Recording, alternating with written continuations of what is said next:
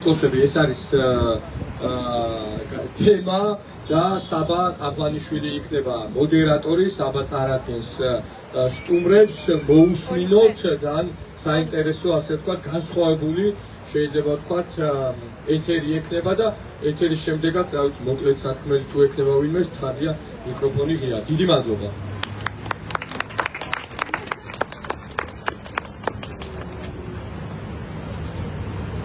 მოგესალმებით მეგობრებო,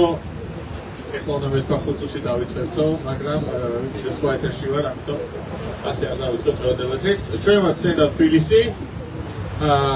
და გოდამ უკვე წარგვადგინა, მაგრამ უფრო მეტად მეც გეტყვი ჩვენ შესახებ, ჩვენ ვართ stand-up კოლექტივი, როგორც უკვე სახელი აცნობდებოდით და პირველში გაგაცნობთ ჩემ კოლეგებს, ნინი კოლეგიშვილი, ურთას ჩიქოვანი, იონისე ოქრიაშვილი და ხო, როგორც აღინიშნა, 28 ნოემბრიდან ჩვენც აღარ ჩაგვიტარებია შოუები. მეცაც გეტყვით, ზუსტად 28 ნოემბერს დაეთქვა ჩვენი ბოლო შოუ, იმავად სახსენებელი პრეს-კონფერენციის დღეს. და ზოგადად დღეს მოდერატორი ვარ, მაგრამ ხშირად ვახობე წამყვანი მშვიდობიან ცხოვრებაში. და ეხლაც მახსოვს, რომ იმ დღეს თითქმის ვერაფერი ვერ წავიყვანე, იმიტომ რომ როგორც თქვენ იყავით შინაგან განადგურებული, ისე ვქონდი მეც თავს და იმ დღის მერე ჩვენი წევრებიც მუდამ ქუჩაში ვართ და დღეს კარგია რომ მოგვეცა პლატფორმა, საიდანაც ჩვენ სათქმელსაც ვიწყებთ. წესით უნდა შეგვეძლოს მოქალაქეებს ჩვენი სათქმელი თმა სწორედ იმ არხიდან, რომლის წინაც ვართ შეკრებილი, რომელიც ჩვენ ყველას გვეკუთვნის, მაგრამ რა თქმა უნდა ეს ასე არ არის და ამ სწორედ ამის გამოა რომ უკვე მეოთხე თვეა შეკრებილები ვართ ყველანი აქაც და რუსთაველზეც. ეხლა პირველ რიგში მინდა დავიწყოთ ჩემი კოლეგებისთვის პლატფორმის მიცემით, მაგრამ იქამდე სანამ ამას გადავალ და სანამ თითოეულ მათგანს ვიდამ, მე მინდა მათ ვკითხო, რომ რანაირად ხედავენ ისინი ამ ბოლო თვეების მოვლენებს და მათი სათქმელი ამ ბოლო თვესთან დაკავშირებით და რა თქმა უნდა სანამ ჩვენ დავიწყებთ უშუალოდ ჩვენს პირად ისტორიებში საუბარს და ჩვენ პირად განცდებზე მინდა გამოვიყენო ეს პლატფორმა რომ სოლიდარობა გამოვუცხადო რეჟიმის ტყვეებს პირველ რიგში ჩვენი კოლეგის ონისე ცხადაძის წარდგენით და უსულო მათ სამართალი ჰქონა და თავისუფლება, რადგან ყველა ვიცით რომ ისინი ამას იმსახურებენ. და მე მინდა ახლა უკვე გადავიდე პირადად ჩემ მეგობრებთან და კოლეგებთან და მოდი ესე დავიწყებ და ონისე შენ დავიწყებ.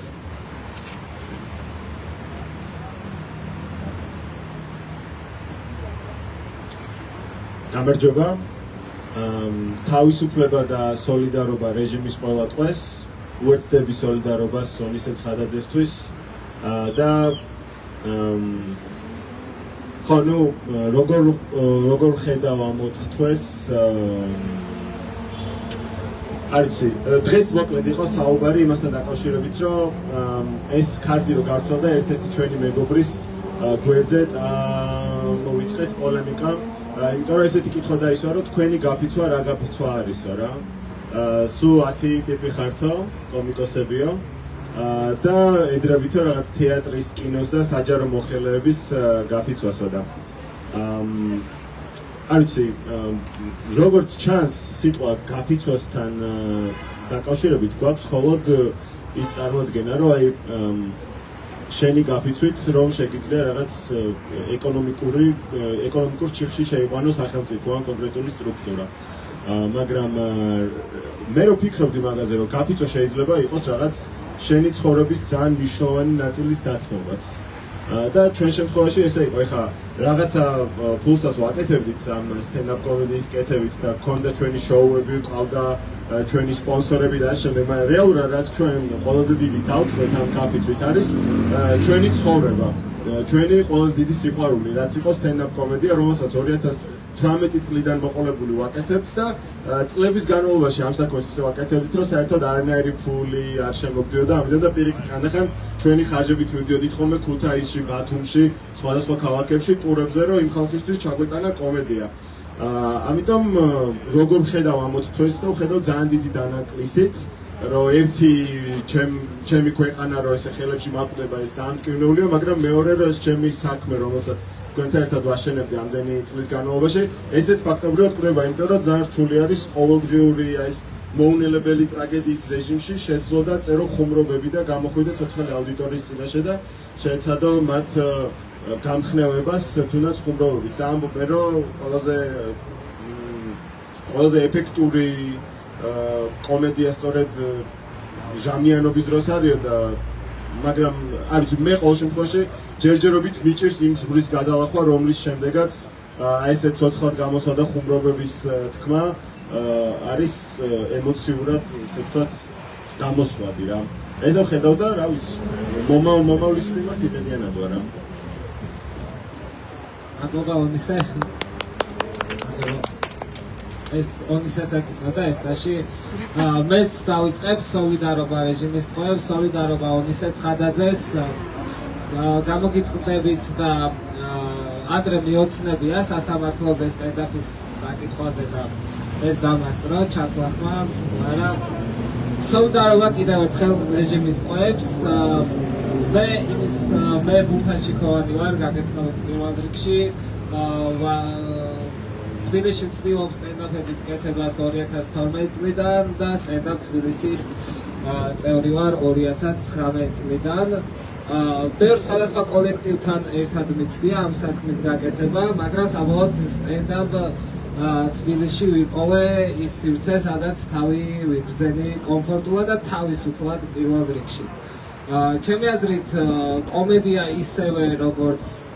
ხელოვნების სხვა დარგები, პირველ რიგში უნდა იყოს აგებული გულწრფელობაზე. და ამ შემთხვევაში გონია რა გულწრფელი რეაქცია კომიკოსების ის რომ ვართ დასტრესირები ანუ ჩემი აზრით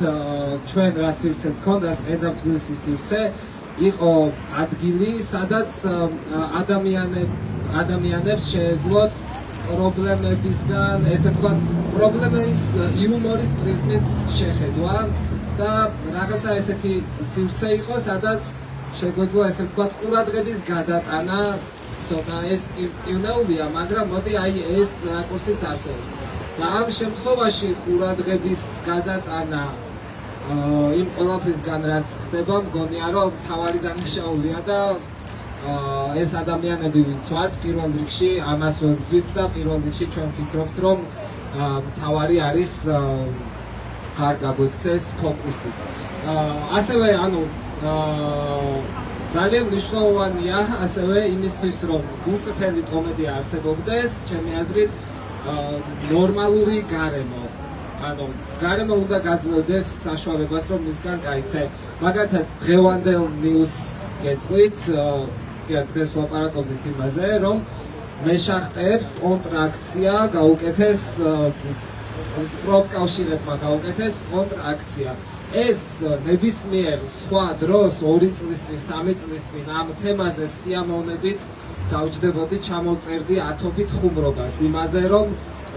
საზმაოს ბორდი ითხოვს პროკურატურამ გამოიძიოს რაღაცა ის, რომ მართა პროფკავშირები უჩივის მეშახტეებს, მაგრამ ეხა ვერ ვიქნები უბრალოდ გულწრფელი და გულწრფელი რეაქცია ჩემი არის ის, რომ ამ თემაზე ბრაზდები. ასე რომ ხო თავარი მიზანი მგონია ის, რომ ანუ გულწრფელი შემოქმედების სივრცე არის ჩემი აზრით სტენდაპ თბილისი და გულისხმობ იმას, რომ ყოველთვის ლაპარაკობდა სცენაზე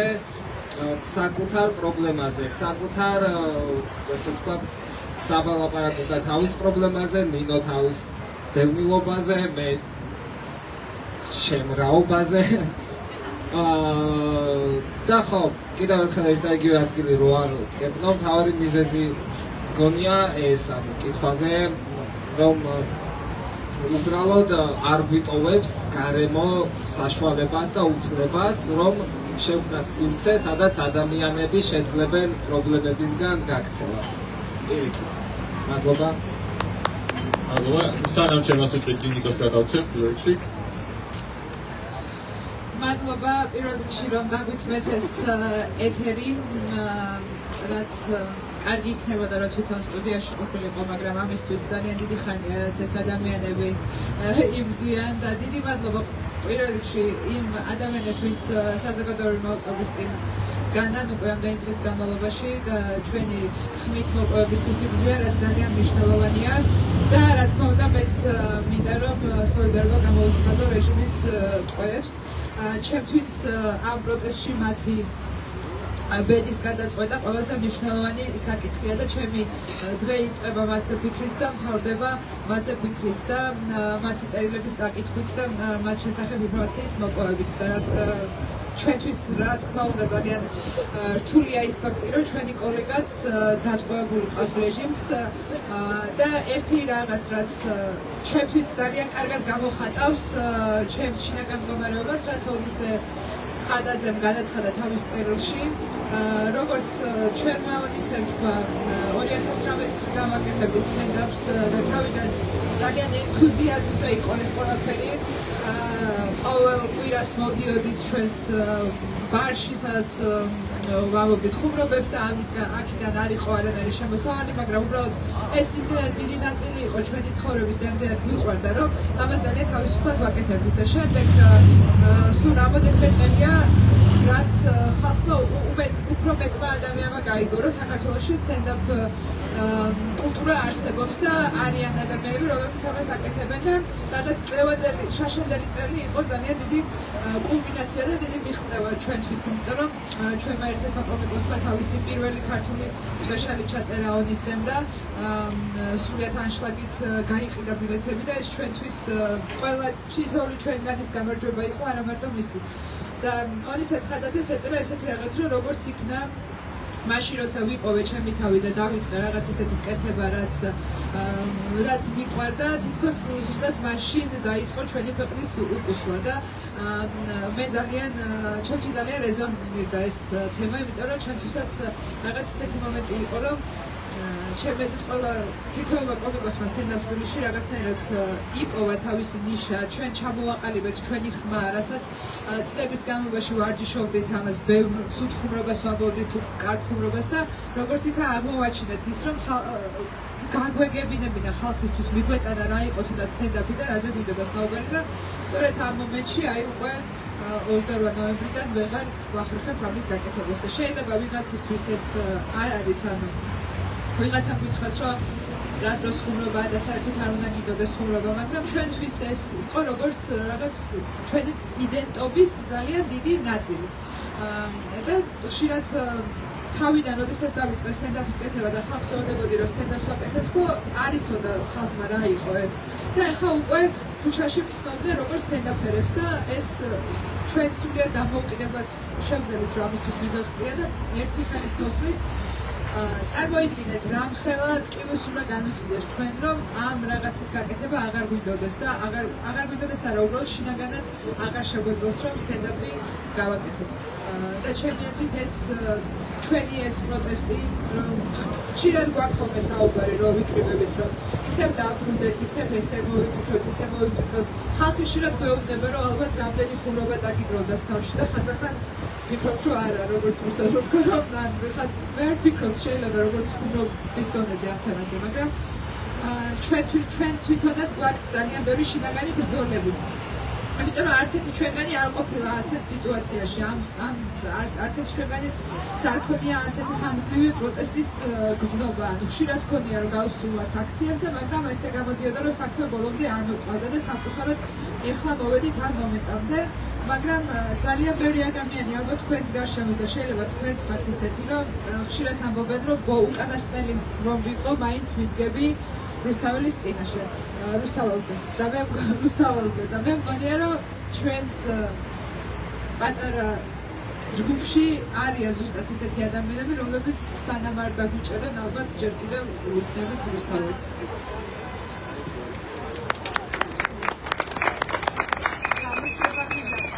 სტენდაპ კომედიაში შეიძლება ზუსტად არ ჩნდებოდეს, მაგრამ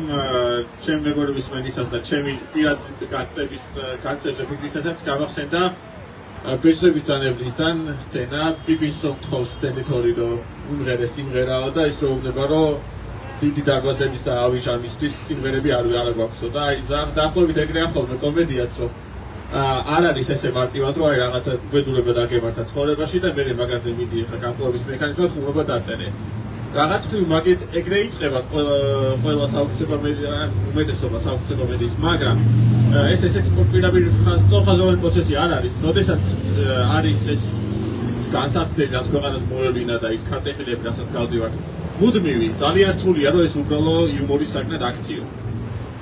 ან შეიძლება იუმორის საკნად აქციო მაგრამ ძალიან რთულია რომ ეს ხალხთან ინტერაქციის მომენტში სათანადოდ გადმოსცე რადგან სტენდაპის სხვა იუმორის სხვა ჟანრებისგან ის განსხვავდება სტენდაპს რომ არის ძალიან ინტერაქციული ძალიან დიდწილად ექსპრომტის ელემენტზე დაფუძნებული რაც უნდა წინასწარ დაწერო ხუმრობები არასოდეს ორ საღამოს ერთი და იგივე ხუმრობას ერთმანეთად არ იძახი ყოველთვის არის ინტერაქცია ხალხთან ყოველთვის არის ცოცხალი ელემენტი და შეუძლებელია რომ საზოგადოებისგან გათიშულად იარსებო კომიკოსმა უბრალოდ არ არსებობს ესეთი რაღაცა და როდესაც ქვეყანაში იღვიძებ და ყოველ დღე მოედი რომ ახალი რეპრესიული ზომა იქნება უკვე კანონში ჩაწერილი ახალი უსამართლობა ის დაიდება დღეს და ანუ რაღაც ახალი ჯოჯოხეთის ნახავ ან შეიძლება საერთოდ შენთვის ახლობელ ადამიანთან თავად გადაგხდეს ძალიან რთულია რომ ამ დროს გამოხვიდე და ღამის 11 საათზე მართლა სადღაც პადუალში მოვყერო ის ან თითქოს ყველაფერი მიდის უწოდებულად თორე არის ძალიან დიდი დანაკარგი არის როდესაც ვერ აკეთებს და კომედოსი კომედიას ამათ ჩემ თანამშრომელი შეხვდა და მე მეუბნება რომ შენ სტენდაპზე ვარ ნამყოფი არ ვიცნობ ამ ადამიანს და ისე კინელოდ მოხდა გულში თითქოს გარდაცულ დედმამიშვილზე ეთქვათ რომ ვიცნობდიო ანუ სულ რაღაც 4 თვის წინ ვაკეთებდი ამ საქმეს და ადამიანი შეხვდა და უბრალოდ ვერ გავეცი და სათანადო პასუხი დავაიმედე რომ ოდესმე დავბრუნდები ვერ უთხარი როდის დავბრუნდები და ოღონდ უბრალოდ დავაღიარო ეხლა ცოტა გამხელი მიჭობს და მეორე ფიქრი იყო უკვე ნეტა იმ დღეს თუ იყო როცა კაისეთი მქონდა იმიტომ რომ აი თანამშრომელია მე მოსდებს სხვა თანამშრომელს არის ხო მოკლედ სამსახურის სტუდიის სახელი ვარ შევიქნა ეგ მეორე ფიქრი იყო ჩემ დასწავად და მესამე ფიქრი ახლა ის არის რომ არ ვიცი შემჩნიე თუ არა მაგრამ ქვა გვიდევს რომ არ დავგორდე და იცოდეთ რომ ფიზიკური კომედია ჩვენი ნიშა არ არის მაგრამ დღეს მაგის შანსი გექნება და ხო რა ვიცი როგორც ოდის ესეთი მოგვარა იყო და ღმერთის დახმარებით რაღაც ღმერთი რა ვიცი ხო და ხო ეხლა უფრო სერიოზულ ნოტაზე რომ დავბრუნდეთ შესაბამისად არის მუდმივად განხილვა რომ არ მინდა ისე გამომივიდეს მაგრამ აი მაგალითად სტენდაპი როგორც უფრო ნორჩი დარგი საქართველოს რეალიებში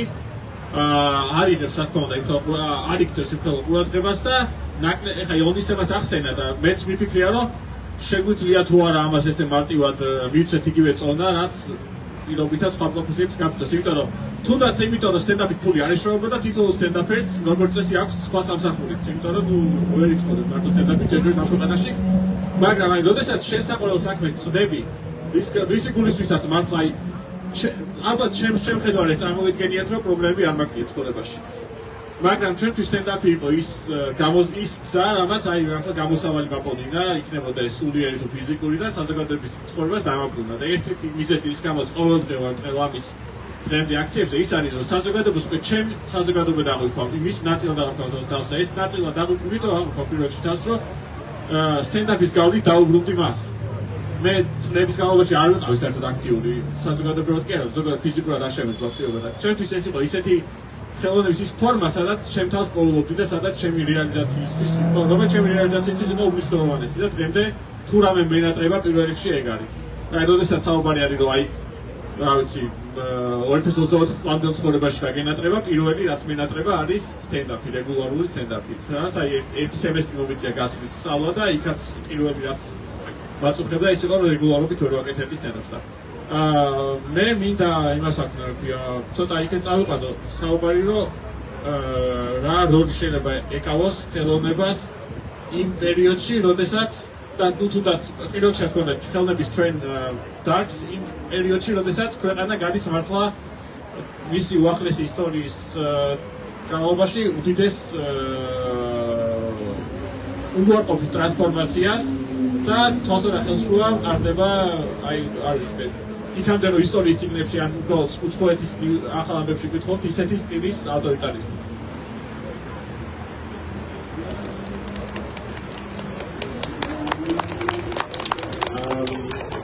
ეს პირველი ნაწილი ცოტა მესმის რომ დეპრესიული იყო ბოდიში ვინც სტენდაპ კომიკოსების შეხვედრაზე მოდიოდით და ეს დაგხვდათ. მაგრამ ეხლა გადავალ შედარებით უფრო პერსპექტიულ ნაწილზე, რაზეც ვამბობდი, რომ იმედიანად ვარ განწყობილი.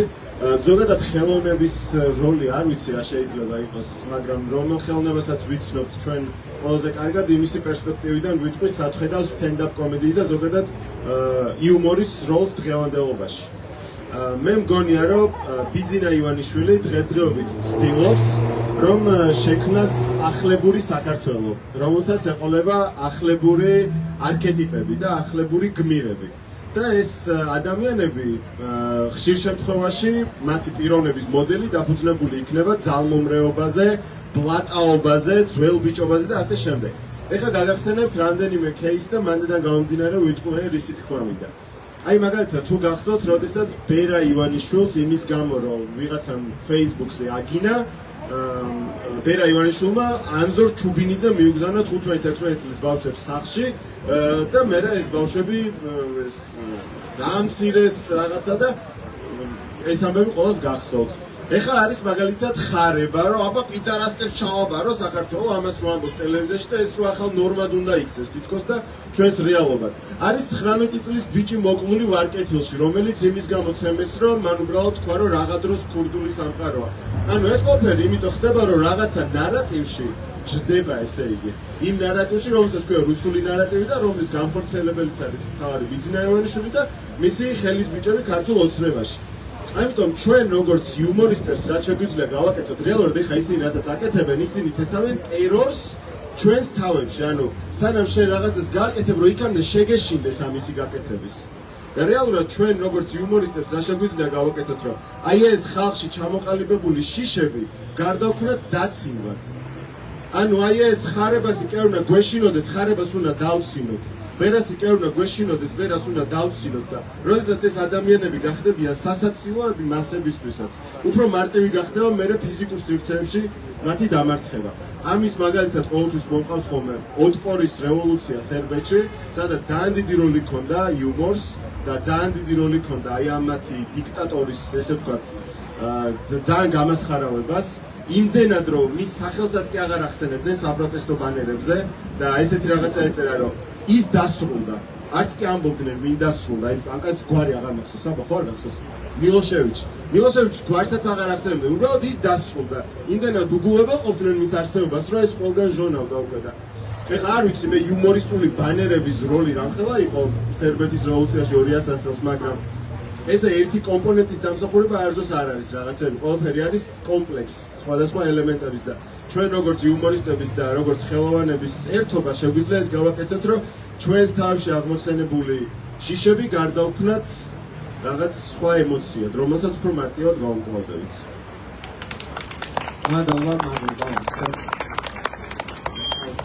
ხო, მეც იგივეს გამეორდები, ახლა მგონია რომ რაღაც ჩვენი უმრავლესობა ამ პერიოდში ეს რაღაცები რო დაიწყო, ვიყავით დაკავებული სულ მოძიებით, სულ რაღაცა Google-ავდით, ვეცნობოდით ისტორიას, ChatGPT-ის, ვეკითხებოდით, რომ რა შეიძლება, რა ინსტრუმენტები არსებობს,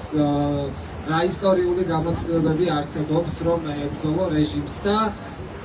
ყოველთვის აი ტოპ 3-ში ხდებოდა სატირა და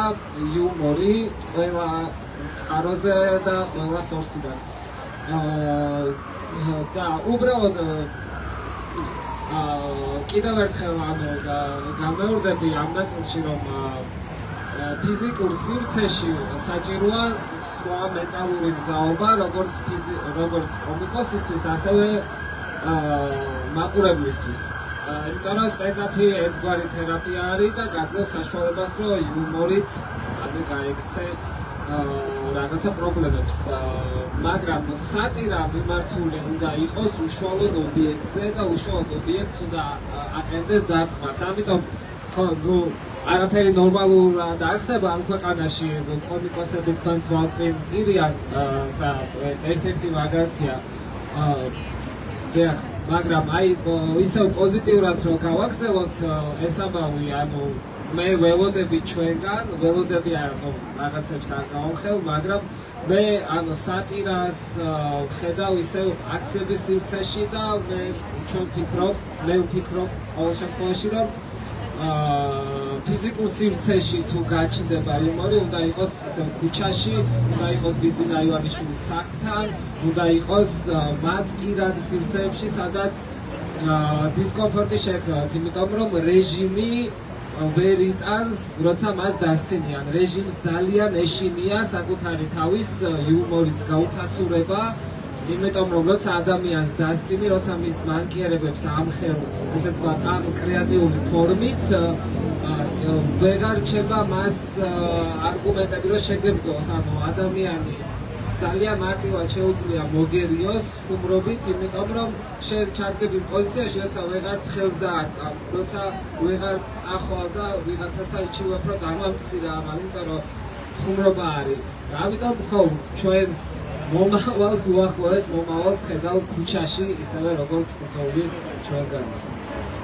ერთს დავამატებ, აი ეშინიათ, რომ ჩვენი ხარ ვიცი რამდენად ეშინიათ, მაგრამ დამიჯერეთ, რომ ხედავენ მან ყველაფერს, იმიტომ რომ აქ ბანკომატზე ეწერა ერთხელ ბანერი იყო გამოკლული, ფული აღარ არის, თინა ბერძენიშვილმა აიღო ხელფასიო, თუ გახსოვთ და 3 დღის მერე ვასილ მაღლაფერიძე ბორდის ხდომაზე პირველი მაგითი დაიწყო ხდომა, რომ იქო ბანერებს გვიკრავენო და ამას ხედავენ და ანუ მე მაგისკენ მინდა მოგიწოდოთ, რომ ყოველთვის იფიქრეთ მაგ მიმართულებით, აი როგორ შეგიძლიათ ფიზიკურ სივრცეებში იმ კონტექსტიდან გამომდინარე კონკრეტულ აქტორებს მიაყენოთ რაღაცა პატარა დამცინავი დარტყმები რა. ეხლა ერთი რაღაც გამახსენდა. ოდიშეს კონდა ერთ-ერთი შეხვედრა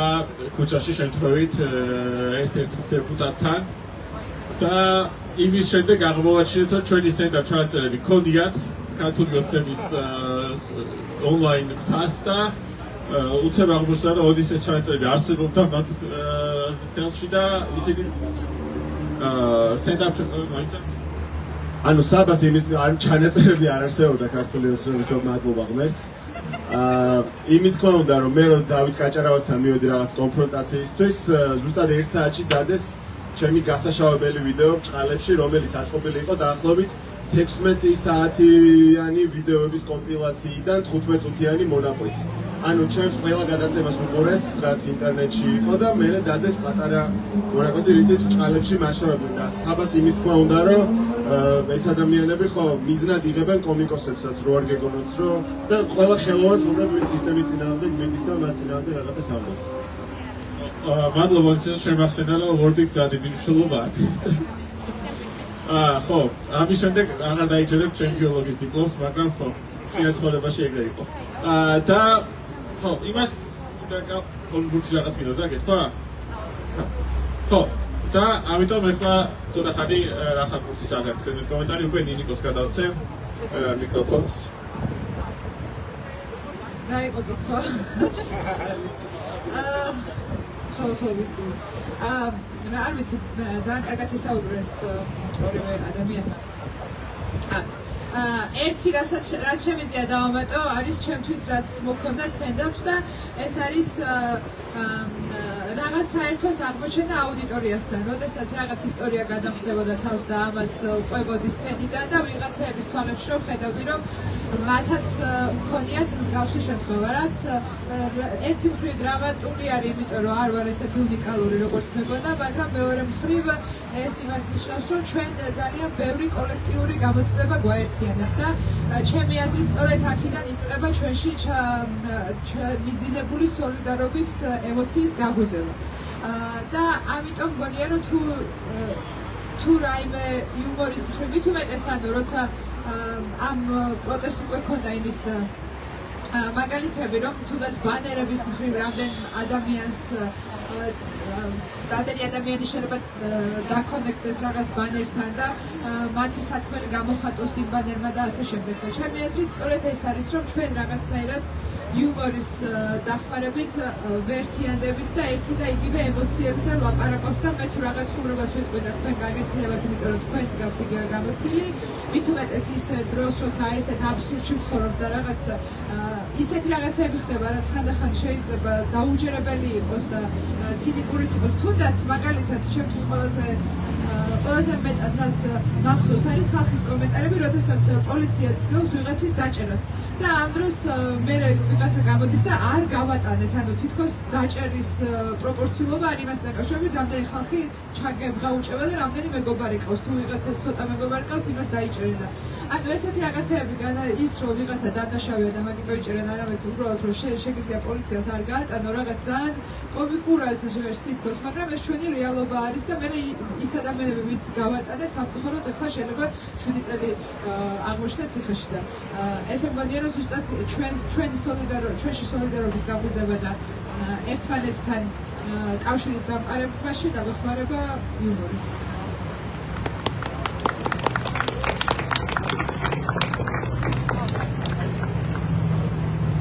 და მოდი ახლა ნინიკოსთან დავჩები ცოტა ხანი, იმიტომ რომ ნინიკო იყო ჩვენ შორის ყველაზე იღბლიანი ადამიანი რაღაცთი, რადგან მას მეცა შანსი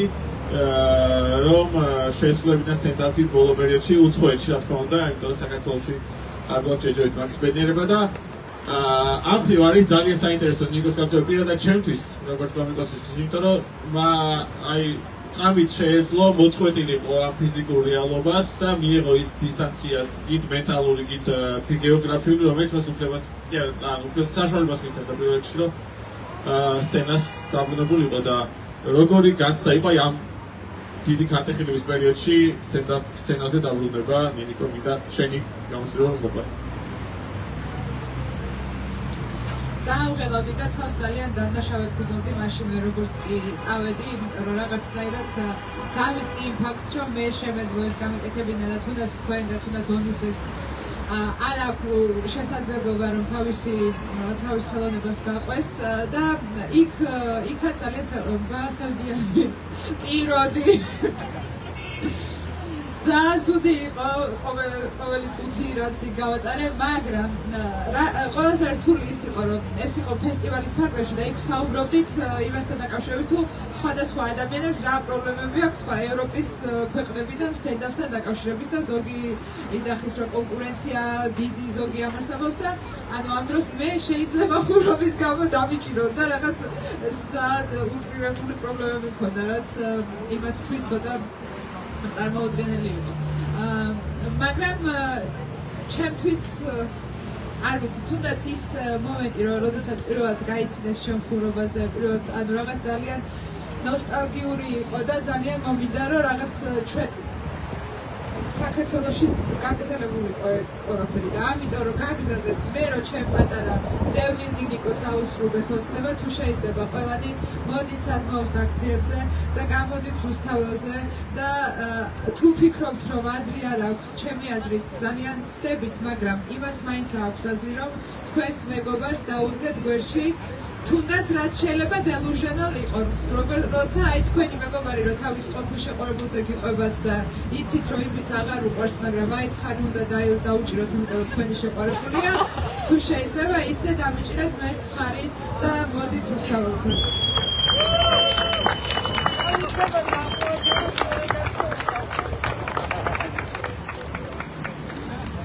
ეგ ახაც ნებდაფერი ბოლოს ყოფილებზე დადის მაინც საუბარი, რაც უნდა დავიწყოთ ბოლო თემა ყოველთვის ყოფილია. ხო, ანუ ჩვენთვის უთქვამთ ხოლმე ხშირად, რომ ისე ცოტა გულუბრყვილო რემარკა გავუკეთებიათ, რომ აი ხო აქციაზე ხო ხართ და გამოდით წაიკითხეთ და ანუ ერთ-ერთი ხოდავსის შეკითხა, რომ წავედგე რომ პოლიტპარტიის ოჯახის შვილი, ოჯახის წევრი ხარ და უცებ ვიღაცა გამოდის და ყოფილზე გეხმება შუა აქცია, ხო, ანუ სადღაც არის მაინც დრო და დისტანცია საჭირო, გადავხარშოთ ყველაფერი და ეგ უკვე კაი მასალაა კი. ხო და ამიტომ მეც შევერდებოდი ნინიკოს მოწოდებას და საერთოდ ხშირად ისმის ზოგადად ვერ ვიტყვი რომ რკინის ნერვების ადამიანი ვარ, იმედგაცრუებაც მესმის, ფრუსტრაციაც მესმის და ხელის ჩაკდებასთანაც არაერთხელ ყოფილა ახლოს. ხო და საქმე იმაშია რომ სანამ არსებობს ქვეყანაში აქტიური წინააღმდეგობის კერა, სადაც საკუთარ აზრს კიდევ აფიქსირებთ ადამიანები, თუ მათ არ უდგები გვერდში, მაშინ მართლა ვხვდები რა ლოგიკით შეიძლება ის ახსნა, რომ აი ხო იცი რა გიერთები, მაგრამ ეგ არ მეც, მაშინ რითი მიერთები, ხო? წოვებ მაშინ მარტოს, რომ მე რა ვიცი, რეპრესიული ზომები კიდევ უფრო მოიჭიმება, დარჩენილი ქუჩაში დარჩენილი ცოტა ადამიანი უფრო მარტივი დასაჭერი გახდეს. ამიტომ მოუწოდებდი ყველას, რომ დაუდგნენ თავიანთ თუ ელემენტარულ თავით მეგობრებს დაუდგნენ გვერდით. დაუდგნენ გვერდით უკვე იმ არსებულ მსხვერპლს, რომელიც ყავს რეჟიმს და არ დაუშვან ის, რომ არანაირად არ გამოიღონ ხმა ამდენი იმ პირობებში, როდესაც ამდენი ადამიანი სულტყურად შეიძლება წლები წავიდეს ციხეში. და ხო ერთს დავამატებ აქ ვინც ხართ ალბათ ლაივს ვინც უყურებთ ისედაც იაზრებთ რუსთაველზე სიარულის მნიშვნელობას ერთი ამბავი ანუ მე ბოლო ერთი თვის განმავლობაში ძალიან მინდოდა ჩემ ახლობელ ადამიანებთან დამესვა ეს თავარი კითხვა რომ აი რა მოხდა შენს თავში რატო აღარ გვერდდები და ძალიან მერიდებოდა იმიტომ რომ როგორც კი ამ კითხვის დასმას წარმოვიდგენდი პირდაპირ რაღაცა უხერხულობას ვეჭეხებოდი საკუთარ თავში რომ ეხა ამ ადამიანს მე რო ამას ვკითხავ თითქოს მას დამნაშავედ ვაგზნობინებ თავს თითქოს მოღალატედ ვაგზნობინებ თავს რომ აი მან მიმაგდო რაღაცა ესე არწივი ვნახი დაჭრილი იმაში და მე ველოდები რომ ყოველდღე გამოჩნდება და გადამარჩენს და რაღაც პერიოდის შემდეგ მივხვდი რომ უნდა გამოვძებნოთ დელიკატური ფორმა რომ აი ამ ადამიანებს დაველაპარაკოთ ჩვენს ახლობლებს და ვკითხოთ რა მოხდა. ყველა ეს ჩვენ უნდა მოვიფიქროთ ოღონდ როგორ დავსვამთ ამ კითხვას რა. მე დაახლოებით 5 ადამიანთან, 5 ახლობელთან მქონდა ამაზე საუბარი და ყველასთან მომიწია ინდივიდუალური მიდგომა. რომ ის ადამიანი როგორი ტიპაჟიც რა ტიპიც არის, მოდი აი ისე მიუდგე და ისე ვკითხო რა მოხდა და დამიჯერეთ ამ ადამიანებს აქვთ მიზეზები რა. და პლუს მაგას რომ თქვენ ახლობელ ადამიანებს ვკითხოთ, შეგიძლიათ უფრო გააფართოვოთ ეს და მე მაგალითად ინსტაგრამზე ჩავატარე ანონიმური გამოკითხვა ამ თემასთან დაკავშირებით და არის ძალიან ბევრი საინტერესო პასუხი იმასთან დაკავშირებით, რომ რატო შეცოტავდა ესე ვთქვათ და შეთხელდა ჩვენი პროტესტი და ჩემი აზრით აი ეს ხალხის გაზაფხულის მოსვლას რო ველოდებით, უმთავრესი ფაქტორი არის აი ეს ერთმანეთში ლაპარაკი აღმოჩენა იმ ფაქტორების რა გვაბრკოლებს და თუ შეგვიძლია მაგაში ერთმანეთის დახმარება. თქვენ რო გონიათ რომ ბევრი რაღაცა იცის ხალხმა, ძალიან ბევრი რაღაცა არ იციან ჩვენს თანამებრძოლებმაც. აი რო გონია რომ ეხა ყველა მიცის ფონდების შესახებ, თურმე ყველამ არ იცის. თემურ ქათამაძის აქცია რო გავაკეთეთ, ხო გახსოვთ დროშებით რო წავედით პარლამენტისკენ. წინა დღეებში პარლამენტთან ვავრცელებდი ამ ამბავს, რომ ბევრი ადამიანი მოსული იყო ამ სრულობაზე თემურ ქათამაძის მხარდასაჭერად და ერთ-ერთ ბიჭთან მივედი, რომელიც სულ დგას დროშით პოლიციელების მანქანებთან და ვეუბნები რომ მეთქი ხვალ გვაქვს თემურ ქათამაძის მხარდაჭერი მარში და ვისაც დროშა აქვს, ყველას ვეუბნები მეთქი და თემურ ქათამაძე ვინ არისო? არ გატყუებთ, ანუ მართლა გეუბნებით. ყველა მიცოდა იქ იმ აქციაზე, მაგრამ ერთმა ადამიანმა არ იცოდა. და მაშინ მივხვდი რომ აი რაღაცეები, რაც თითქოს ესე ზედაპირულად ჩანს რომ ყველამ უნდა იცოდეს, თუმცა არ იცის ხალხმა. ზოგმა ეგეც არ იცის რომ რუსთაველი კიდევ იკეტება. ხო, მე სხვა შორის სასამართლო მქონდა 2 თვის წინ ჯერ კიდევ ქვის ფლობის გამო და შსს წარმომადგენელმა იკითხა რომ შემოვიდა რომ ეს აქციები კიდეაო. მაგრამ ნუ ხო ეგ არ იცი ისთვის იკითხა, მაგრამ მოკლედ იმის თქმა მინდოდა რომ დაელაპარაკეთ თქვენს ახლობლებს და გამონახეთ ეს სასაუბრო ფორმა, იმიტომ რომ მაგის გარეშე აუცილებლად დავიღუპებთ. მადლობა მისეს და დაგველაპარაკეთ ჩვენს თუ გაქვთ რამე კითხვა, ხო დაგვისვით.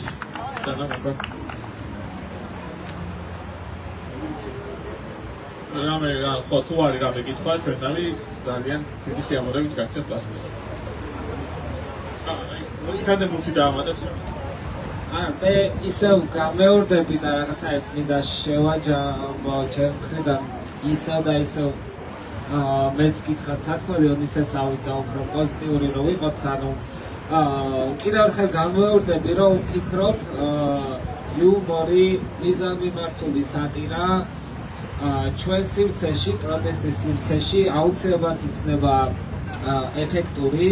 და რეჟიმს ყოველთვის ეშინია არ დასცინონ რეჟიმს ყოველ სეშინია რეპუტაცია არ შეელახოს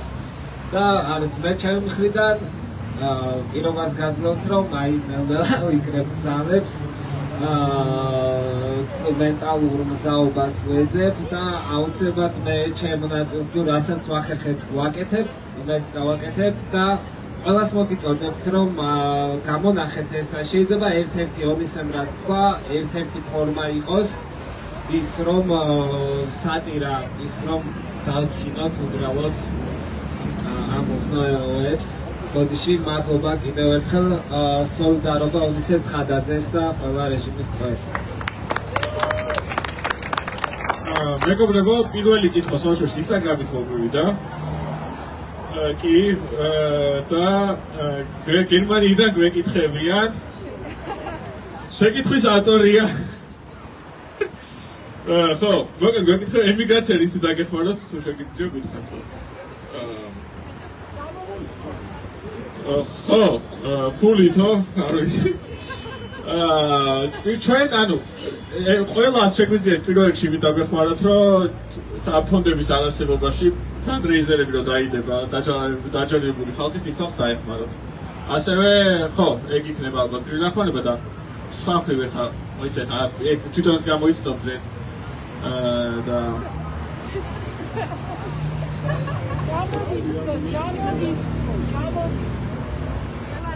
მაგას ვერ მოუწოდებ რა.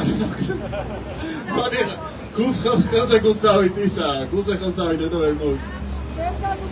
გამოიწერეთ ჩვენი გვერდები Instagram-ზე, TikTok-ზე, Facebook-ზე. კიდე ხო რა შეგიძლია მეგობრებო? ხო, მე მგონი არ არის.